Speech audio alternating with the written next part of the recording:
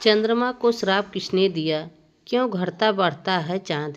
दोस्तों, कहते हैं रात के अंधेरे में जो सबसे ज़्यादा चमकता है वह या तो चांद है या सच्चाई। लेकिन क्या हो कब चांद की यही चमक किसी भयंकर श्राप की देन है?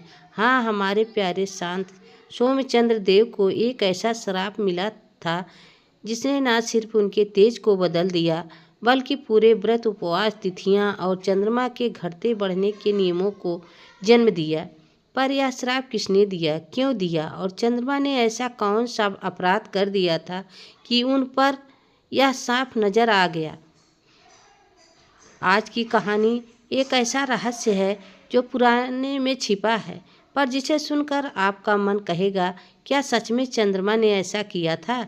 चलिए शुरू करते हैं चंद्रमा के श्राप की रोमांचक रहस्यमय और भावुक कथा। सुनाने के अनुसार चंद्रमा अत्रि ऋषि और माता अनसुईया के पुत्र थे।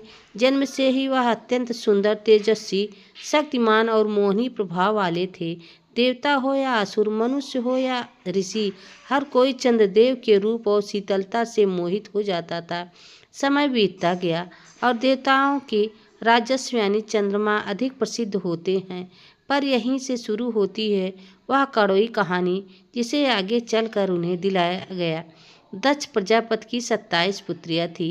यह सभी नक्षत्र अश्विनी, कृतिका, रोहिणी और इसी तरह दक्ष चाहते थे कि उनकी सभी बेटियां एक समान प्रेम, सम्मान और स्नेह से रहें। इसीलिए उन्होंने अपनी पुत्रियां 27 बेटियों का विवाह एक ही देवता से किया। चंद्रदेव से विवाह देवता, ऋषि, अप्सराएं सभी उपस्थित थे। सब खुश थे, पर किस्मत ने कुछ और ही लिखा था। चंद्रमा दक्ष के सभी बेटियों के पति थे, पर उनमें से एक थी रोहिणी, जो असाधारण रूप से सुंदर और गुणी थी। चंद्रमा का मन अनजाने में रोहिणी की ओर अधिक झुक गया। वे उसके पास अधिक समय बिताने लगे। रोहिणी नक्षत्र में चमक बढ़ने लगी। अन्य 26 बहनें अकेली और उपेक्षित महसूस करने लगी। वे चंद्रदेव से पूछती, क्या हम आपकी पत्नी नहीं? क्या हमारा हक नहीं? लेकिन चंद्रमा उनका दिल बहलाकर फिर रोहिणी के पास चले जाते और यही गलती आगे चलकर उनके जीवन का सबसे बड़ा श्राप बन गई। अन्य 26 नक्षत्र पत्नियों ने दुखी होकर अपने पिता दक्ष प्रजापति से कहा, पिताश्री, चंद्रमा हमें छोड़कर सिर्फ रोहिणी के पास रहते हैं। हमारी उपेक्षा हो रही है। हम पत्नी होकर भी पत्नी जैसा सम्मान नहीं पा रही हैं। दक्ष प्रजापति क्रोध से भर उठे।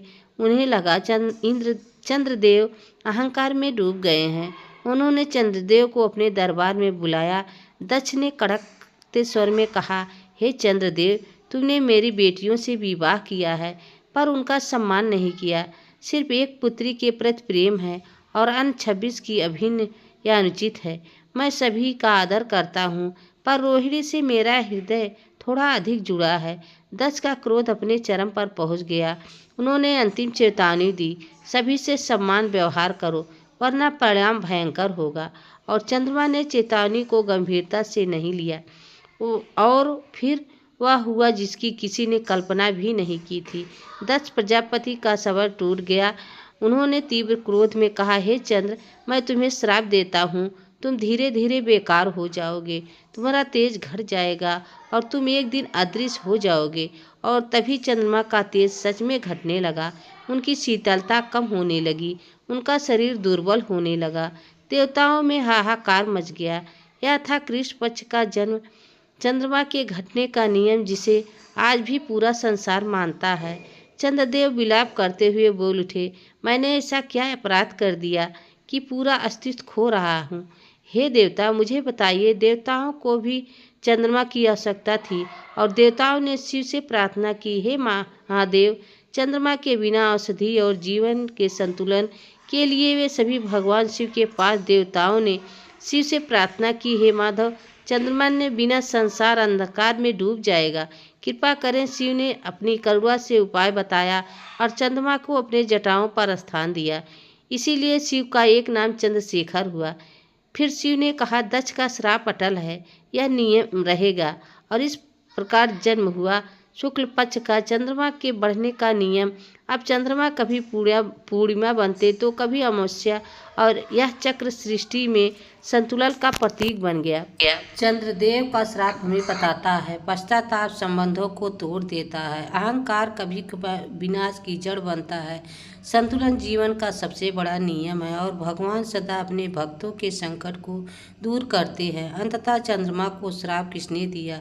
उत्तर है दक्ष प्रजापति, क्योंकि चंद्रदेव उनकी बेटियों की अपेक्षा की थी और रोहिणी के प्रति अत्यधिक मोह दिखाया था। यही वजह है कि आज भी चंद्रमा घटते बढ़ते इसी से शुक्ल पक्ष और कृष्ण पक्ष बनते हैं, पूर्णिमा और अमावस्या का चक्र चलता है।